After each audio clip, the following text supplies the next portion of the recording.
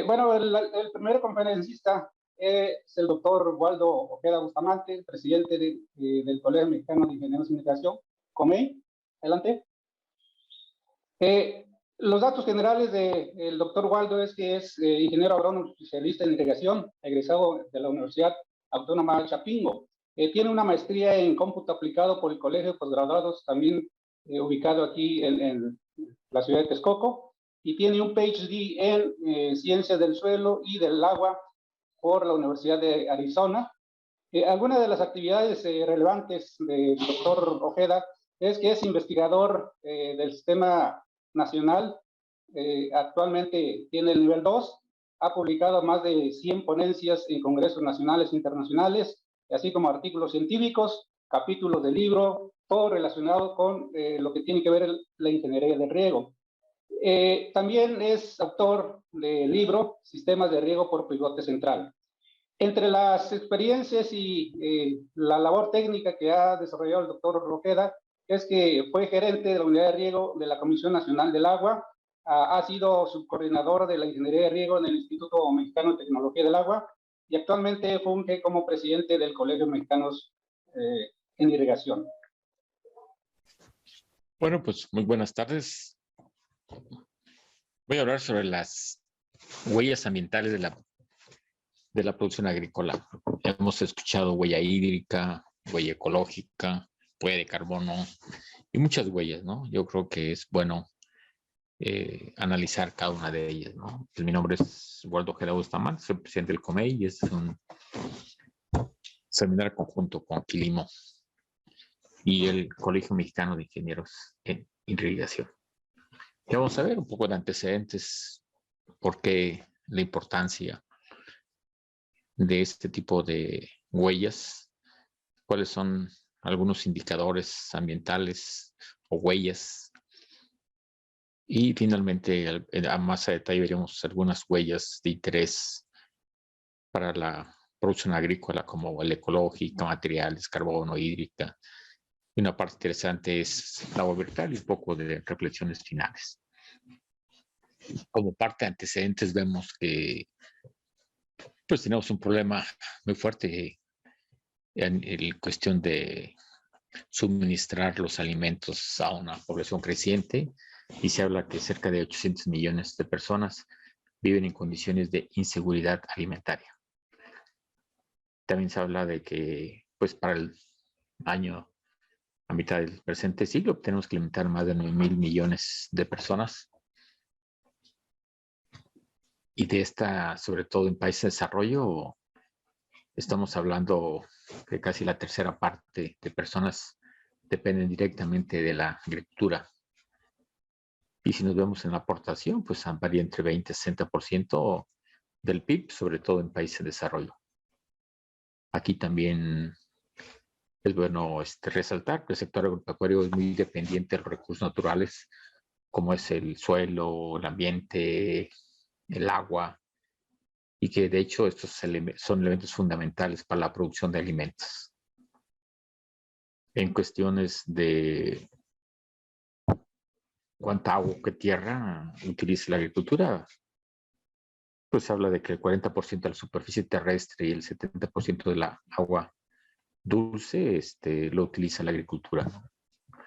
Y aquí, bueno, por muchos años, pues la idea es producir y producir y producir, y de hecho en eso bastaba la Revolución Verde, de que asumía que los recursos e insumos eran ilimitados, ¿no? A los pasos de los años, lo que hemos visto que hay mayor degradación de recursos, hay mayor producción, pero sí a costa de un desequilibrio, ¿no? De los recursos. Cada vez hay mayor presión sobre el agua, sobre la tierra, mayor contaminación, ¿no? Y también hay mayor riesgos. Vemos que con la intensificación del cambio climático, pues vemos mucho mayor variabilidad en los patrones climáticos y pues la recurrencia de sequía, lo que antes era mucho más espaciado, pues ahora lo vemos más recurrentes, ¿no? Y en esa vertiente, pues vemos que hay una presión de la sociedad para reducir el uso y degradación de recursos naturales, ¿no?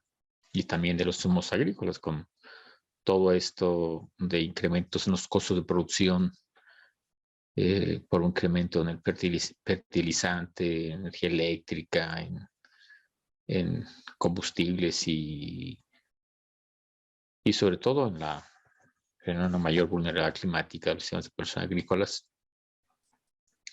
se hace necesario darle un mejor seguimiento a nuestras actividades productivas, ¿no? Y sobre todo que, pues, vemos que cada vez la población se incrementa y sobre todo en muchas de las zonas que tienen ya una presión hídrica muy severa. En esta vertiente, pues la idea es buscar indicadores, ¿no? Para cuantificar la presión que se ha hecho sobre el medio ambiente. Y una de las cuestiones más importantes es estimar esta huella que estamos dejando con nuestro estilo de vida, con nuestras actividades, ese rastro, esa marca o señal que dejamos sobre la tierra para cumplir con nuestras actividades. Y aquí, bueno, una cosa interesante es, pues, tener indicadores, ¿no? Pero esos indicadores, pues, deben ser muy relevantes a lo que queremos, que sean precisos, que sean muy sensibles, fáciles de entender y sobre todo que sean medibles. Yo creo que la parte que sean medibles, ¿no? En toda esta vertiente se han generado el concepto de huellas ambientales, ¿no? Esas marcas que hemos dejado, ¿no? De hecho, no hay una huella única, sino dependiendo del campo, del área de interés, pues han ido generando diferentes huellas o indicadores, ¿no? Del impacto que estamos dejando sobre la tierra, cuánto carbono producimos, y cómo degradamos el medio ambiente, cuánto material usamos, cuánto gastamos en producir nuestros productos o al usar un servicio, cuánta energía, la biodiversidad, bueno, ven, hay muchas huellas que es necesario analizar y verlo desde un punto de vista un poco más cercano, ¿no? a nosotros.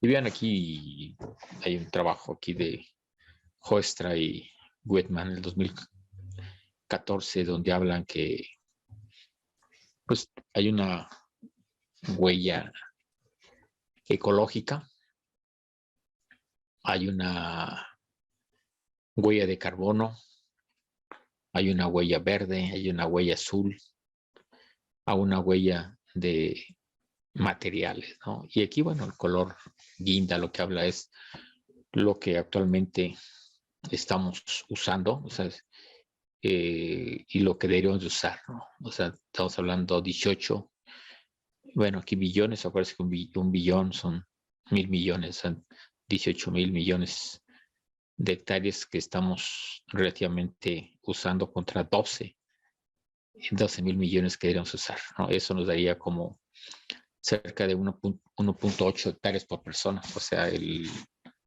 la huella que estamos dejando requiere de 1,8 hectáreas por persona, cuando lo sustentable debe ser de 1,2, ¿no? La huella de carbono estamos produciendo entre 46 a 55 gigatoneladas de dióxido de carbono equivalente por año, cuando deberíamos estar produciendo entre 18 a 25.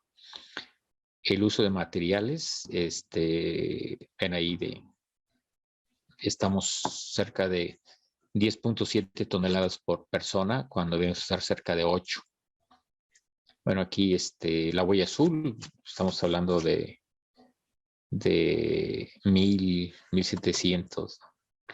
Aquí sería, bueno, la verte aquí es de 1,100 a 4,500, la huella gris de 1,400, la actual, la huella verde, bueno, no se ha estimado cuál debería ser lo sustentable, ¿no? Entonces, cada vez nos vamos acercando, hoy muchos ya sobrepasamos nuestra huella sustentable, ¿no? Que debe usar. Y aquí, bueno, uno de los primeros conceptos que vamos a ver sería la huella ecológica. Y se relaciona, es un indicador que mide el uso de la capacidad regenerativa de la tierra para actividades humanas.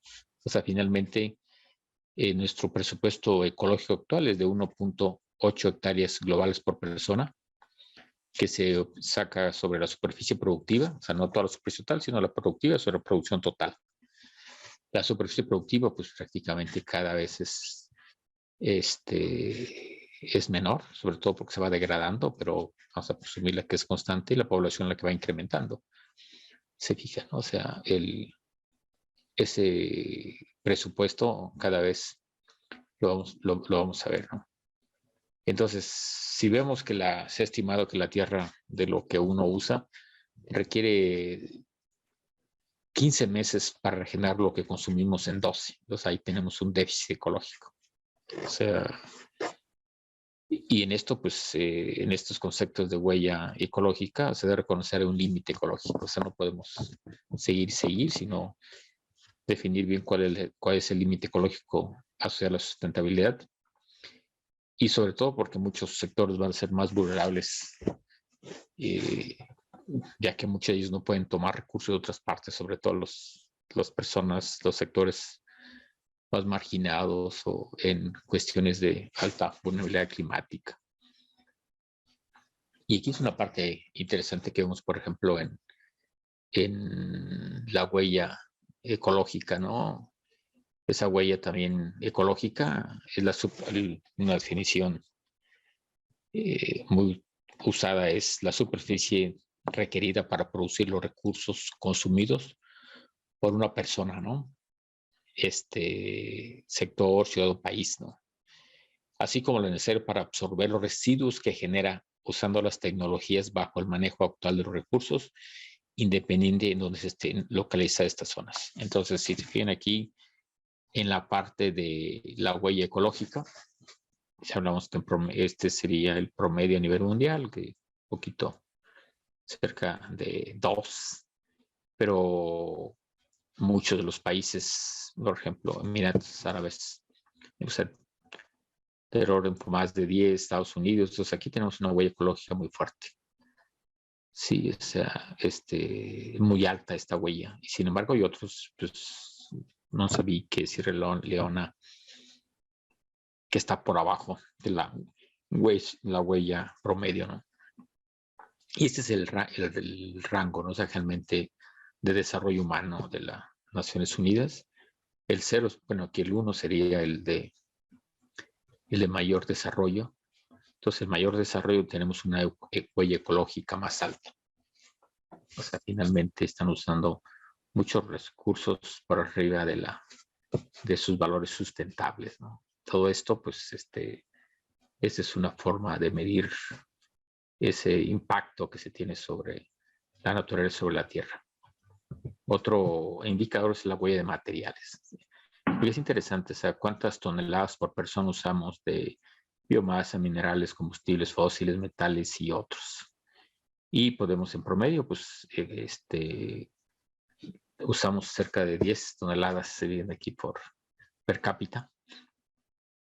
México, pues, muchos países de Latinoamérica están prácticamente en el promedio global, pero hay otros como Qatar, Australia, Uruguay, Chile, que están por arriba, muy por arriba del promedio. Y todos, pues eso, finalmente también la huella, el consumo que tenemos per cápita por país, por persona es muy alto, ¿no? Otra huella es la huella de carbono, ¿no? O sea, finalmente lo que estamos comiendo deja una huella, que finalmente esa huella tiene que ver con cuántos gases de efecto invernaderos se liberan a la atmósfera. Las estadísticas, por ejemplo, hablan que estimaciones muy gruesas que una persona en Estados Unidos libera cerca del año 16 toneladas. El promedio mundial es de 14. Entonces, si se quiere tener una huella de 2 toneladas, o sea, si se quiere tener que el impacto del cambio climático, el cambio global, pues esté por debajo de los 2 grados, pues tendríamos que estar consumiendo nuestra huella debe ser de 2 toneladas anuales, ¿no? Cuando en promedio es arriba de 4. O sea que prácticamente ya estamos por arriba de lo que uno esperaría de los 2 grados centígrados. Entonces, estos altos consumos implican que es difícil que el cambio climáticos esté por abajo de los grados centígrados globales. Es por eso que ahora, pues cada vez muchas de las, o vamos a ver con mayor frecuencia de lo que comemos, pues tiene una huella, ¿no? Aquí, por ejemplo, de 50 gramos equivalente. Sí, de esos 50 gramos, fíjense aquí está, ¿cuántos? Finalmente hay 120 gramos de dióxido de carbono por paquete. O sea, lo que tenga finalmente este paquete puede haber producido mucho más en cuestiones de gramos equivalentes. Eso lo vamos a ver un poquito más adelante. Vean ¿no? O sea, tenemos un paquete que tiene 32 gramos de papas fritas y tiene asociado 75 gramos de dióxido de carbono equivalente. Y es por eso que así como la energía, pues vamos a estar viendo lo que estamos consumiendo, de qué lado está, si es una huella de carbono muy alta o una huella de carbono muy baja. Y eso podemos cada vez darle un seguimiento, pues eso es finalmente dónde se queda, ¿no? En producirlo. O sea, si te generamos 75 gramos de dióxido de carbono equivalente, pues la mitad, un poquito menos, pues está asociado a la manufactura, ¿no? La parte agrícola, perdón, la producción agrícola, o sea, el producirlo en campo. Y eso también tiene que ver con aceite, ¿no? Ya la parte, un 30 es en la parte de industrializarlo, otros empaquetarlo, distribuirlo, y finalmente la parte de colecta, ¿no? De todos estos desperdicios, bolsas de desecho. Entonces, pues cada vez tenemos que estar analizando, y el reto de una empresa, de un productor, de una empresa agrícola es, pues, cuál va a ser su huella agrícola y huella de carbono, perdón, la huella de carbono, cuál es su huella de carbono, y pues la idea es empezar a ver qué parte de la cadena, desde que se siembra hasta que se llega a la parte ya de desecho de basura, pues dónde está generando ese carbono, ¿no? Y de tal manera, pues, es cómo reducimos nuestra huella del carbono, lo que estamos produciendo. Otro término que finalmente está muy asociado al sector de la agricultura de riego es la huella hídrica. Y finalmente aquí es un término muy amplio y que se relaciona con el uso directo o indirecto de agua. O sea, finalmente el producir una papa o producir un kilo de maíz, pues requiere de agua, ¿no? Pero también hay una parte, si nos vamos de toda la cadena de suministro hasta que llega al mercado, pues también hay un uso indirecto, ¿no? Que tiene con el transporte, con la parte de manufactura, con otras cuestiones que no es tanto finalmente llegó o está en el grano, sino que es algo indirecto, que finalmente el transporte, pues el lavado, hay otras cuestiones que en cierta forma están asociados, ¿no? Para producir o consumir ese bien o un servicio, no tiene que ser necesariamente un servicio. El dar un servicio hasta un de riego, pues requiere o va asociado a agua. Desde la gasolina, consume recursos, el transporte, a lo largo de esta cadena. Bueno, no vamos a meter tanto en la parte de suministro, sino vamos un poco más a resaltar la parte agrícola. Y aquí, bueno, ¿cómo se expresa, no? Es en volumen, o sea, cuántos metros cúbicos, o por unidad de tiempo. O sea, puede ser por un ciclo, por un mes, por un año, metros cúbicos por kilo por unidad producida o unidad de superficie por hectárea. O sea, finalmente la huella hídrica es cuánto volumen por hectárea se utilizó, cuánto volumen por kilo o por tonelada o por ciclo. Entonces, dependiendo de nuestras fronteras en nuestro objetivo de la huella hídrica, pues va cambiando un poco las unidades. Todos son volumen entre unidad de tiempo, unidad producida o unidad de superficie. Y aquí, bueno, ese uso de agua, pues es el uso consultivo, ¿no? Y, por ejemplo, la parte agrícola, pues se evapora se incorporan en el producto, forman parte, o que no regrese a la misma cuenca en el momento que llevamos y que haya otra cuenca, pues ya es parte de la huella hídrica. Y sobre todo también que no retorne en un periodo, ¿no? O sea, si de repente hay, estamos sobre un canal y y al mismo tiempo hay desfogues y se van sobre la misma cuenca, y retornan en el mismo periodo, en el mismo ciclo agrícola, en el mismo año agrícola, no es parte de la huella hídrica. Pero si aplicamos el agua para riego en la parcela y finalmente ya nos regresa en el mismo periodo que estamos analizando, sí es parte de esa huella hídrica. Y la otra parte interesante también es como si estamos produciendo agua contaminada por arriba de las condiciones que nos la entregan, esa diferencia pues tenemos que diluirla para bajarla en la misma concentración que está bajo condiciones naturales. Y también hay otra agua adicional que, bueno, esa agua es cierto, es una agua imaginaria que se debería de haber agregado para regresar el agua a las condiciones. Entonces, finalmente, la agricultura también puede contaminar cuando estamos usando fertilizantes, pesticidas. Entonces, tenemos que regresarla bajo condiciones como nos la entregaron. Y aquí eso sería la parte. Y aquí, bueno, hay diferentes formas de expresar la huella hídrica, ¿no? Por ejemplo, cuántos litros de agua por kilogramo.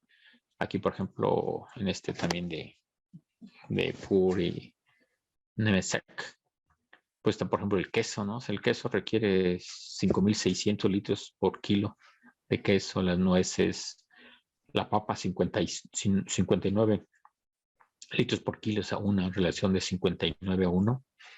Vean kilocalorías, ¿no? Pero cuando vamos en kilocalorías, la papa, por ejemplo, requiere 81 litros para generarte 1.000 kilocalorías.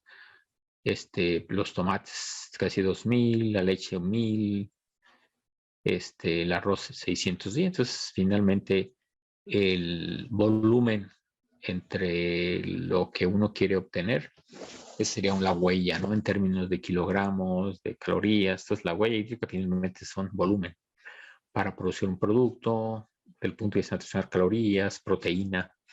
Son diferentes versiones de la misma huella hídrica. Y también lo podemos poner, por ejemplo, las hortalizas del punto de vista nutricional. Podemos buscar cuál sería la que me dé de los proteínas, ¿no? Por ejemplo. Y si nos aquí siento las frutas, pues requieren mucho más litros para obtener 1 gramo de proteína, pero sin embargo, por ejemplo, las oleaginosas, que son ricas en proteínas, pues son menos. Entonces, finalmente aquí también es una tabla de analizar con cuánto volumen de agua obtengo lo que uno esperaría del punto de vista nutricional. Y aquí vería los huevos, por ejemplo, requieren por kilo 3.000 litros, te producen 2 litros, 2.3, una kilocaloría, 29 litros, 1 gramo de proteína y 33 litros, 1 gramo de grasa, ¿no? Entonces, finalmente, las frutas requieren muchas cantidades de agua para producir grasa, porque finalmente no tienen grasa, no son muchos bajas en grasas.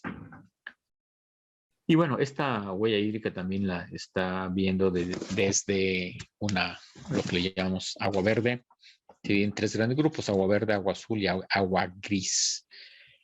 La cantidad de agua que estamos aplicando en una parcela o que requiere una parcela para producirla, primero le llamamos la parte agua verde a lo que cae sobre esa parcela, ¿sí? Y que se almacena, que puede ser absorbida. Esto no escurre o se percola para recarga acuíferos. Está el agua azul, que finalmente ha sido transportada finalmente de alguna fuente de abastecimiento. Y el agua gris es una parte hipotética, cualitativa, ¿no? Aquí la idea es cómo dejamos el agua que nos dieron en las mismas condiciones, y tiene que ver con dilución, ¿no? Para cumplir y finalmente cumplir con la normativa de descarga. Y aquí, bueno, son diferentes tipos de descarga. Entonces, tenemos aquí la idea es que vean que son tres. La verde y azul finalmente es cuantificable y la gris es más hipotética, es cualitativa, ¿no? Y aquí ven, por ejemplo, si vemos un proceso, la huella hídrica directa y indirecta. Directa es la que está, en el proceso servicio se usa. Y la indirecta es algo que trae, ¿no? Que ya viene. Como hablamos, ¿no? Por ejemplo, el transporte, cuánta agua también en forma indirecta se lleva, ¿no? O un fertilizante, por ejemplo, también requirió producir ese fertilizante. O si aplicamos abonos verdes o cuestiones de esta, finalmente también tenemos una huella verde, una huella azul o una huella gris, ¿no? Y aquí, bueno, finalmente esta parte es la parte consumida y es una agua contaminada que quedamos que era más cualitativa, más imaginaria, ¿no? Pero finalmente también tenemos una indirecta y directa. ¿Y qué vemos aquí? ¿Por qué sale este término, no? Por ejemplo, cuando usamos en zonas de riego, pues nomás vamos a decir cuánta agua sacamos de nuestra fuente, de nuestra presa, y la parte que sería como retorno de flujo, ¿no? Es el agua que finalmente se extrae de las fuentes, ¿no? Una parte llega a la parcela, aplicamos a través de los sistemas de riego y otra que son retornos de flujo en el transcurso que sale de nuestra fuente, ¿no? Esto es realmente lo que la estadística es tradicional del agua. Los información de agua, pues finalmente cuánta agua sacamos de la fuente. Y si vemos desde el punto de vista agronómico, pues los irrigadores por muchos años hemos usado el Aquacrop, por ejemplo, para calcular la verde sería como la precipitación efectiva, finalmente. La azul sería los requerimientos de riego. O sea, finalmente tenemos ya definido, y la suma de estos dos finalmente son los requerimientos de riego, digo, los requerimientos, la demanda de hídrica de los cultivos, ¿no? Bruta, ¿no? En esta parte, ¿no? Entonces, de esta manera vemos que como agrónomos ya los términos ya los conocíamos, los sabemos sacar. Posiblemente lo nuevo es la huella hídrica, pero la gris, ¿no? Cuánto que tiene que ver con el agua que se requiere para diluir y dejar la concentración de agua en la misma calidad como lo están dando bajo condiciones naturales. Y bueno, ¿cómo reducimos en la agricultura la huella hídrica, no?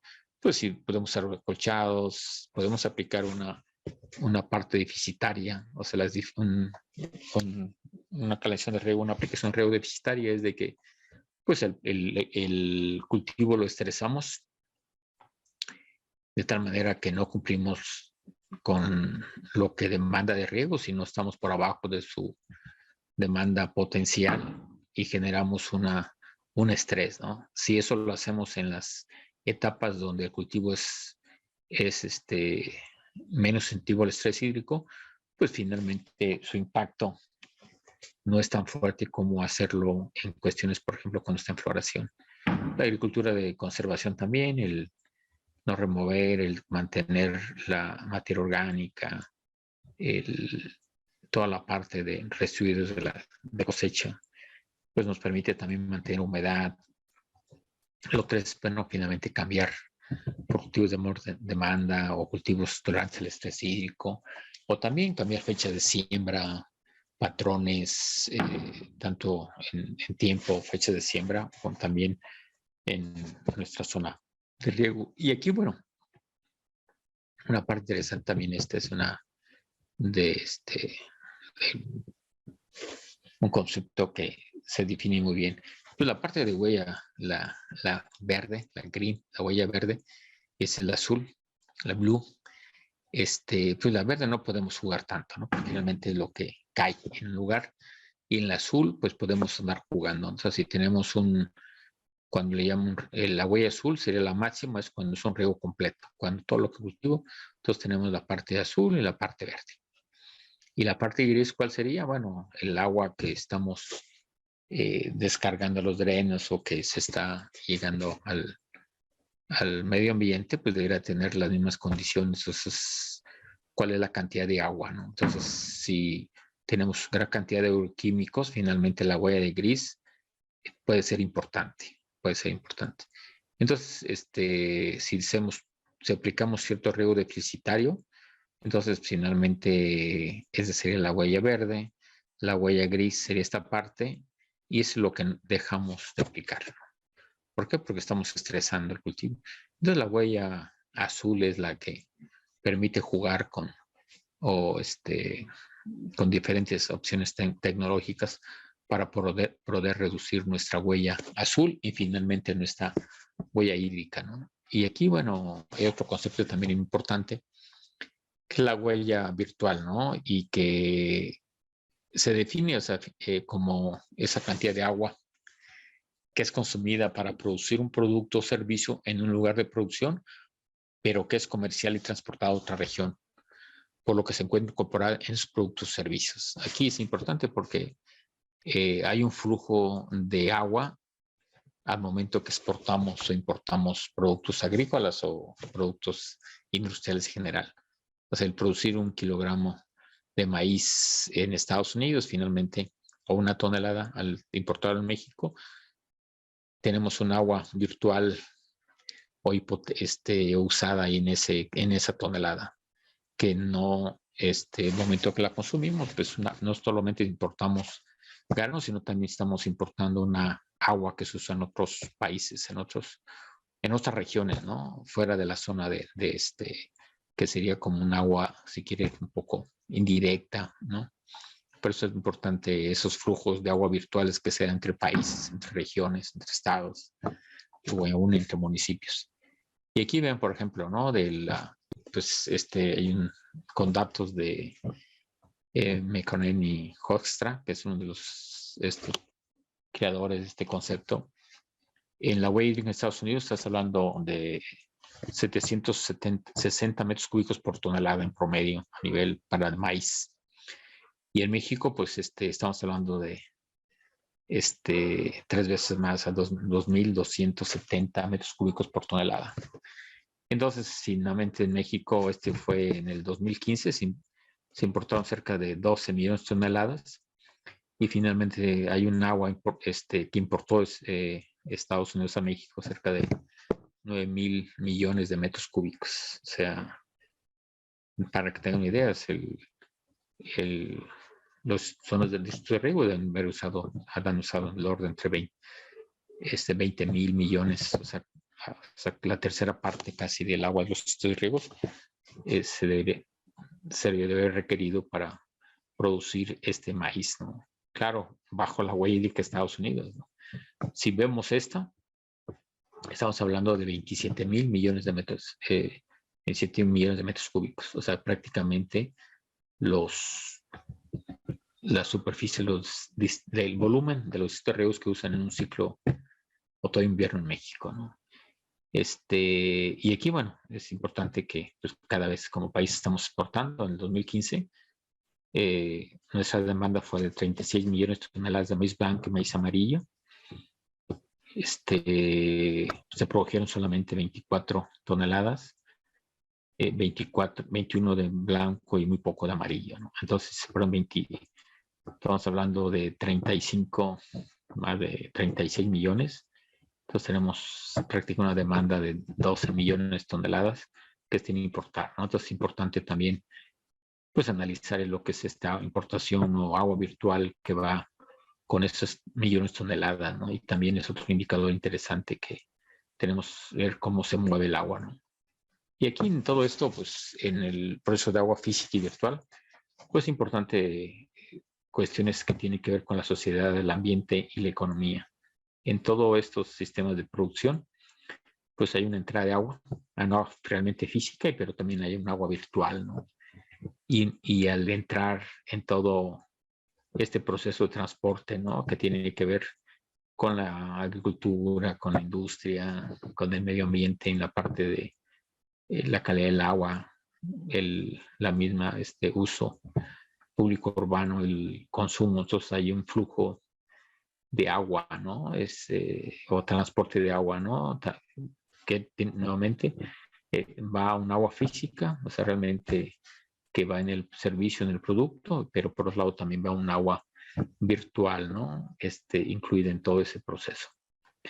Y bueno, como ven, en todos estos, pues vimos que pues la huella, el producir, el consumir un producto, el usar un servicio, el dar un servicio, pues hay una huella incorporada en eso.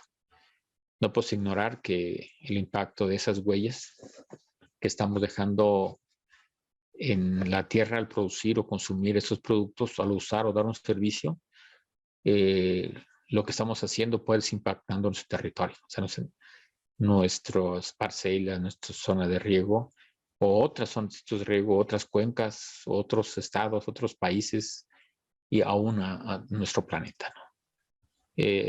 Ahora cada vez tenemos mayor presión de la sociedad, del país, donde piden mayor, hay que rendir cuentas, ¿no? Ya no podemos degradar o usar agua.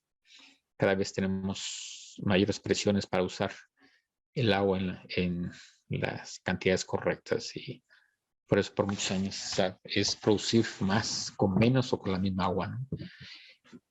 Y vemos que la eficiencia de nuestros productos, nuestros sistemas de producción, en términos de carbono, de huella de carbono, de huella de agua, huella ecológica, huella energética, pues se relaciona con nuestros recursos, qué tanto estamos usando nuestros recursos, los impactos que estamos dejando con nuestras actividades humanas desde la perspectiva de consumo y la producción. Los problemas de la familia, tenemos ahí muchos indicadores,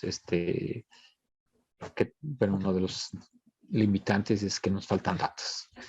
Como siempre, los que toman decisiones requieren datos y bueno, siempre bajo condiciones de escasez de recursos económicos, pues siempre hay problemas para tener sus datos. Y por otro lado, pues tenemos también una incertidumbre en la división de frontera, ¿no? Una frontera de cuál es mi cuenca, ¿no? Hidrológica, pero también en mi acuífero, ¿no?